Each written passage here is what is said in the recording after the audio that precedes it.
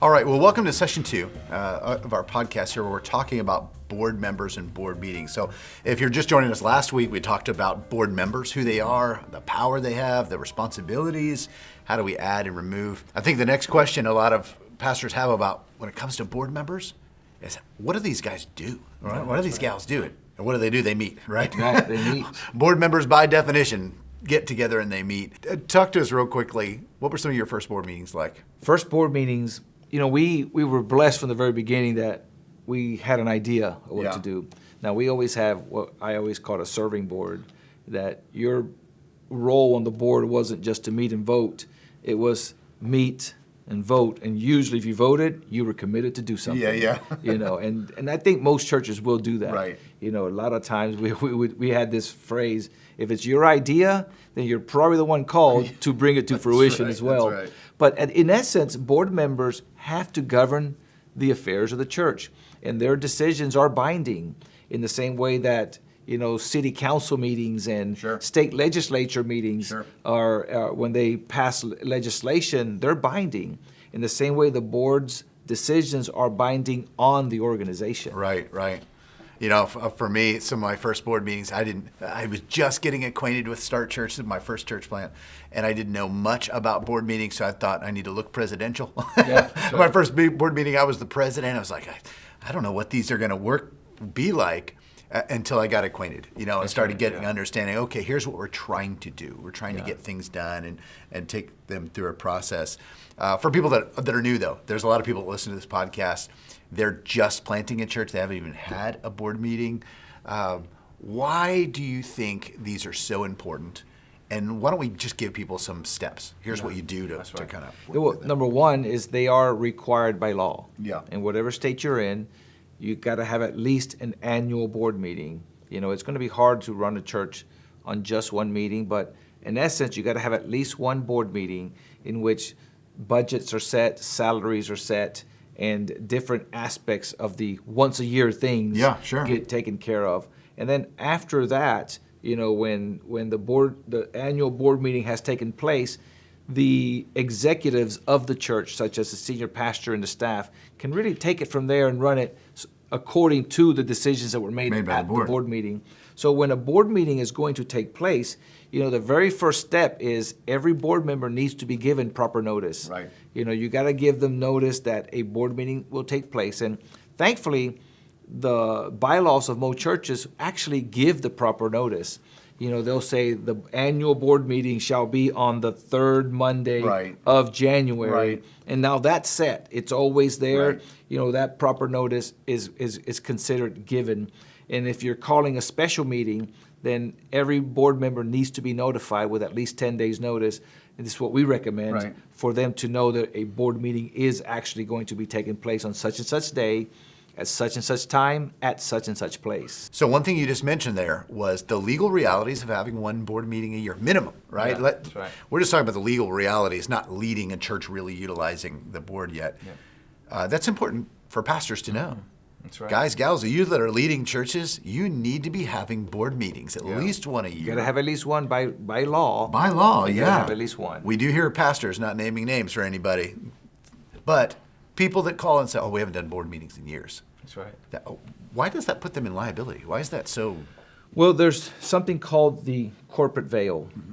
And when a church or an organization doesn't have board meetings, then in essence, it's an alter ego of the people running it. Sure. They're saying we're an organization, but we don't run like an organization. We don't behave like an organization. And it makes it easier that if someone has a claim against the church, that they could also go after the board members personally. So it's really, really important that you run your organization according to the rules that govern corporations in the state that you are in. Yeah, just having bylaws and saying this is the way we're going to do our ministry, but not doing it, you actually nullify that. That's correct. Right? It's only if you're actually having board meetings. So let's say people are listening to this and they're saying, yes, we have to have board meetings. We're scheduling them now. What is an actual board meeting? How is that different than a small group? How is that different than us having just, barbecue? Yeah, there's a sense of formality to a board meeting. I don't run, when I pastor and I've been chairman of boards, I never run them fully according to parliamentary procedures. I adopt some portions of that I feel are most important. So there's a small sense of formality to the meeting. So the very first thing we do is we give proper notice. Yes. If the notice is in the bylaws, then good. You don't have to mail those out so long as you keep to those dates, unless it's a special meeting. The very next thing that we do is we create an agenda. Yeah. What are we going to talk about? There are some things in my annual board meeting that we're going to talk about every single year. That's Right. salaries, that's budgets, that's health insurance, Yeah. that's going to be decisions on whether we're going to be buying, building, whether we're going to be upgrading sound equipment, whether our marketing budget is still the same. So we go over the things that you have to go over, plus new items that aren't normally part of the every year thing that we talk about. So Let me stop you there real quick. Formulating the agenda. Do you like to do that yourself when you're pastoring, or do you get input from others? How does that come about? yeah, we open it to all the board members to be able to give input. So we have a person that's our minute taker. They also prepare the agenda. Right. And that's a volunteer on the board themselves, usually the secretary of the church, who's also a volunteer board member. And all the board members give input. Right. And that person uses that input to create the agenda. Every agenda item is listed as either new business or old business. If it's old business, it's things we've been talking about but haven't made decisions on, so we table them to the next meeting. Right. Then there's new business, things we haven't talked about. And every year, then there the items that come up once a year, those are all new business each year. Right. And then items that at the annual board meeting we couldn't decide on, so we create a special board meeting, those go in as old business. Right. So that lets us keep track historically of all that we've talked about and the decisions we've made. And then when the board meeting starts, on the date that it starts, make sure you have a sign-in sheet. Yeah. So that way we know who made it, and we use that to keep attendance of who's at the board meeting. And then the really important one is waiver of notice. That waiver of notice is very important. What does it mean? Basically, it means that every person that comes to the meeting, they sign that document. This is one paragraph document saying that I waive my right to that 10-day notice. Right. Even if I got the notice, I want to make sure that everybody signs that waiver so that it ensures that no board member down the road later could claim I didn't get proper notice and invalidate the board meeting itself. Yeah, and those can be, usually that happens when it's a disgruntled board member looking for a way, we voted on something I didn't like. Look for a technicality. Looking for a to invalidate. technicality, yeah. And Right. we've seen that, we've heard about that happening where Yeah. boards have actually voted someone off the board, and that has gone to court. That's right. And the person voted off the board actually invalidated the board meeting because it said I didn't get waiver of notice. And that's a great case in Washington State in which a board member was voted Right. off, but they called a special board meeting, but they didn't give anyone waiver proper notice. Right. Just on that alone, the judge ruled and said, it is not up to this court to wink at what the legislature put into the code. That's right. So if it's codified in the code, the court can't waive it off and say, well, it's just a technicality. No, it's not a technicality. It's actually a real Right. procedure that needs to be addressed. And the easiest way is to give proper notice. In the absence of that 10-day notice, when they come in, waiver of Sign a notice. waiver of notice, Now, absolutely. one thing that you can have in your bylaws, and I love this, is that any board member who attends a board meeting, it's just a clause called waiver of notice. If you attend a board meeting and you do not make it known that you didn't get proper notice, but you still attend a board meeting, that constitutes waiver of notice. And we put that in bylaws because I think it's really important. I think that's one of the neat things when people are utilizing the Start Right program is they have access to this huge library, right? And thousands and thousands of churches have had opportunity to see these, to work through these, and you're able to select the bylaws that are right for you. For example, that is a clause you could put in there and saying my attendance essentially waives that.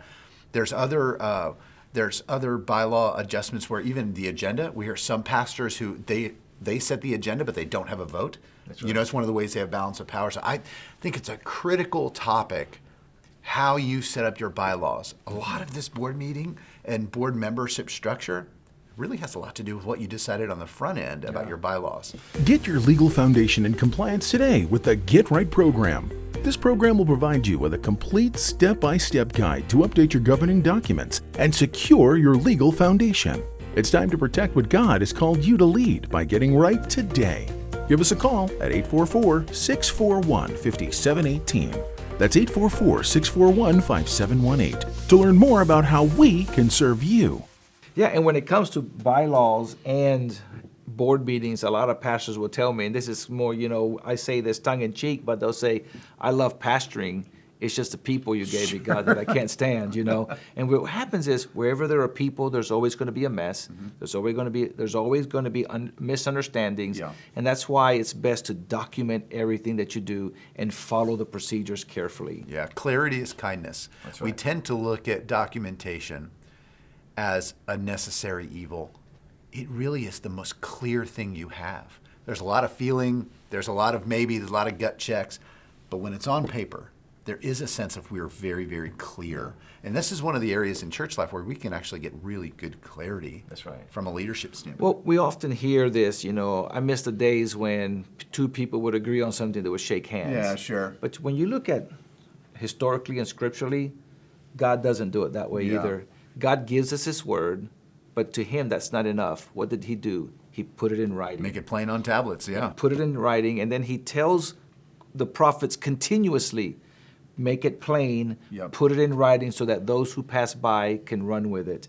And if God was so willing, who doesn't lie and doesn't ever need to be reminded of His word or corrected, put it in writing, how much more should we, who generally tend to forget what we say and only remember the things that benefit us? Well, He said, write it so you can run. Notice it's not just so I can adhere, it's so that I can run. That's right. When you're board, if you're a pastor and you lead your board with great clarity, you're not, bylaws aren't in a drawer somewhere, but everybody knows. You're setting these really great agendas. You're giving them heads up in your notification. These aren't restraints. That's right. These are rails. These are rails. I can run with these things. I get my board less focused on all of these other things and more focused on the mission and the gospel. So we're talking about board meetings. Let's talk about a word you never use except in this arena, and that is quorum. That's right, quorum. Right. Explain to people when they say, do we have a quorum? And somebody says, what's a quorum? That's right. What's a quorum? It almost sounds like something that belongs in another language. Yeah, sure.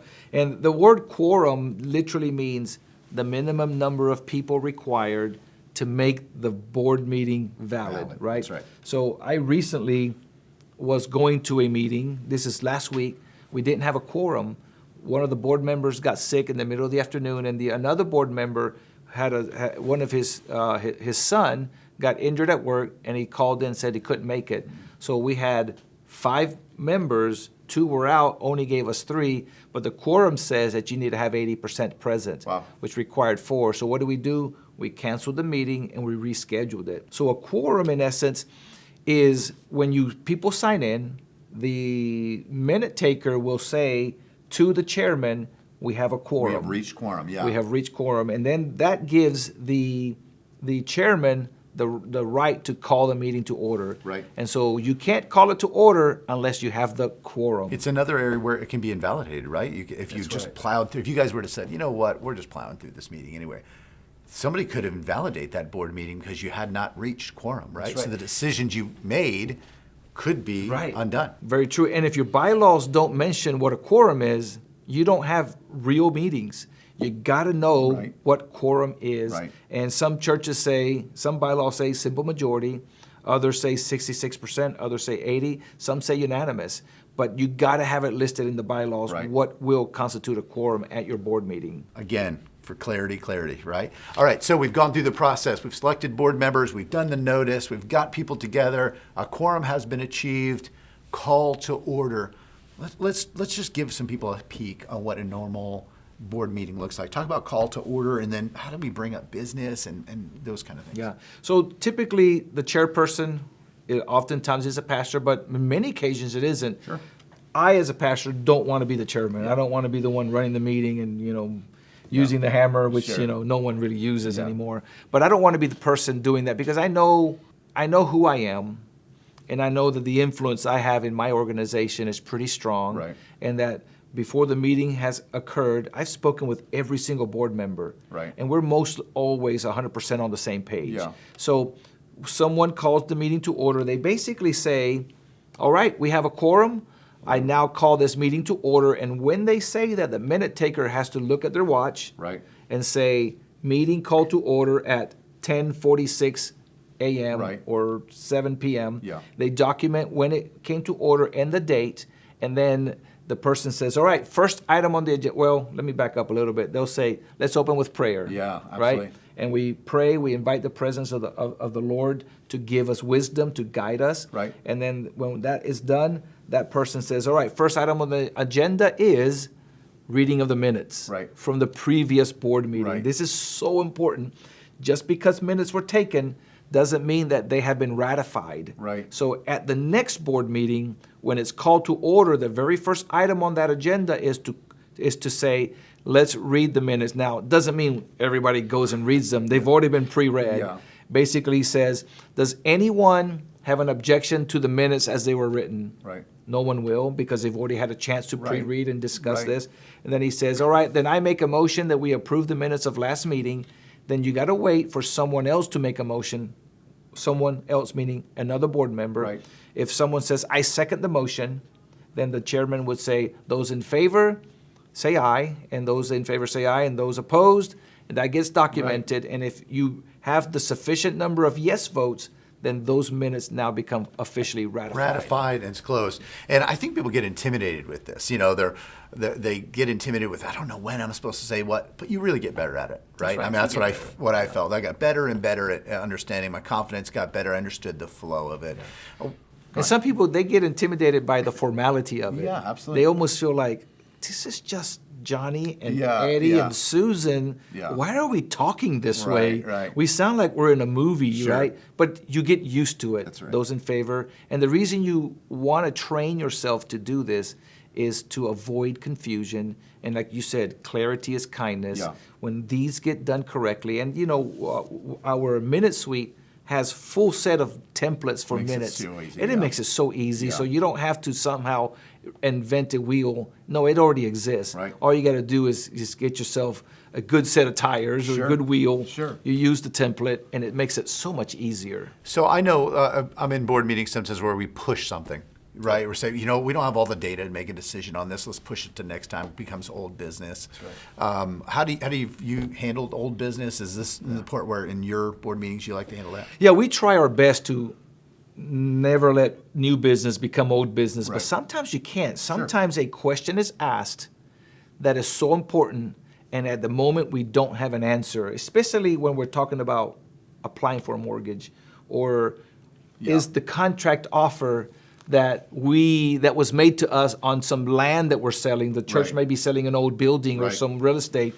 And somebody asks a question and says, and one we can't answer, and we say, well, we're going to have to ask the attorney, and we don't have our attorney present at every board meeting. Right. So we say, we're going to table this, and then we're going to have a special meeting. And sometimes you can table an item, and then using what is called unanimous written consent, you could take care of it later without having a board meeting, but using unanimous written consent. And that's another topic, but it's available to We the have church blogs as on well. that. If they go to startchurch.com, they can see the blogs that we have on how to have unanimous written consent, how to use email. We got a lot of blogs on this particular great. topic. Lead your board with confidence with the Minute Suite.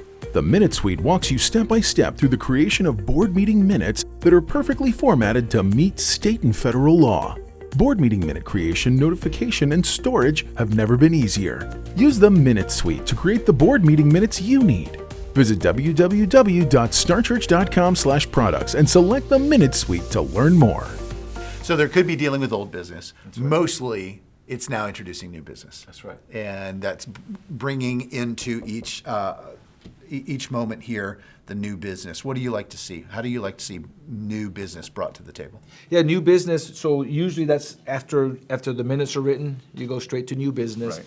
And, or actually you go to old business first. Sorry about that, I made a mistake. You go to old business first. You're saying these are the items that we talked about last month or Right. last week or last year that weren't decided upon. We need to address these. Right. So usually they're broken up into number, each one 1, 2, 3, and 4. So if you were talking about the mortgage last month, or last week, and then you said, we're going to have another meeting to cover these items, then you introduce it. So the chairman would say, all right, last time we talked about this particular item. Let's just assume it's the mortgage that we're applying for, and the following questions were asked, and here are the answers to them. Right. And then dialogue begins among the board members. Right. I like for every board member to be given an opportunity to speak, express an opinion, ask more questions. And then at that point, if we feel like they've been answered and somebody says, I make a motion that we vote to accept the mortgage, or we vote to reject it, and someone seconds it, you got to stop. Right. And then say, all right, we have to go vote because Right. 2 motions have been made. Yeah, that's right. And then you decide whether you're going to accept it or reject it. Once you move through those, then you go on to new business. That's why it's so important to have the minute taker there. It's so important to even educate your board members on how do I make a motion? That's right. When should I vote? Just, again, if you do clarity on the front end, these start to roll really, and you get a lot done. That's right. So then you roll into new business, which is usually on the agenda already. That's right. So people should be familiar. You're able to have free dialogue. People are able to give their input. Let's go to this open business, or how do you like to call it? The open floor. Open floor. That's right. Yeah. What does that usually look like? Yeah, the open floor can get a little bit hairy here, in which you could lose control of the meeting, right? Open floors should be short discussions in which no decisions are made. No decision on an open floor item should be made because you need board members to have time to ponder and think on their own time. Sure. That's why when the agenda of the meeting is created and we know the items, each board member has had a chance to do research, to look into the matters so that they come to the board meeting as educated as possible on the topic. Right. But when you have an open floor, typically open floors are best used if they help to dictate the agenda for the next meeting. Next one. Yeah, That's correct. Isn't that really where the pastor typically will say, that's great, we're going to add that as business for the next agenda. That's right. That's really That's right. formulating. And then there's an adjournment, right? Eventually, praise Eventually, God, right. these come to an end, That's right? right. We're not, all we do is board meetings. What do you like to see there? How do you? Yeah, at this point, everyone's got to the end. Everybody's kind of going, okay, good. We've reached the end. And adjourning the meeting is done by a motion. Right. The chairman says, well, there's nothing else to discuss. I motion that we close, but it can't be voted on unless someone else says, I second the motion. Right. And then if he says, all right, he gets a second motion, then he says, all right, then those in favor, if the yeses have it, then he says, meeting adjourned. The minute taker immediately looks at the watch and writes down the time that the meeting was adjourned properly. And then in the minutes on the templates, it will give language that show clearly how the meeting is adjourned and when it was adjourned. Board meeting minutes are going to be our next podcast, but Raul, great stuff today. I hope if you're listening to this information, you're being empowered on how to begin to run these board meetings. They're really important to the life of your ministry, and we've given you a good step-by-step plan today. Next session, we're going to talk about board meeting minutes. Yeah, How do we wow. actually document? That's So right. I'll see you then. Awesome, thank you.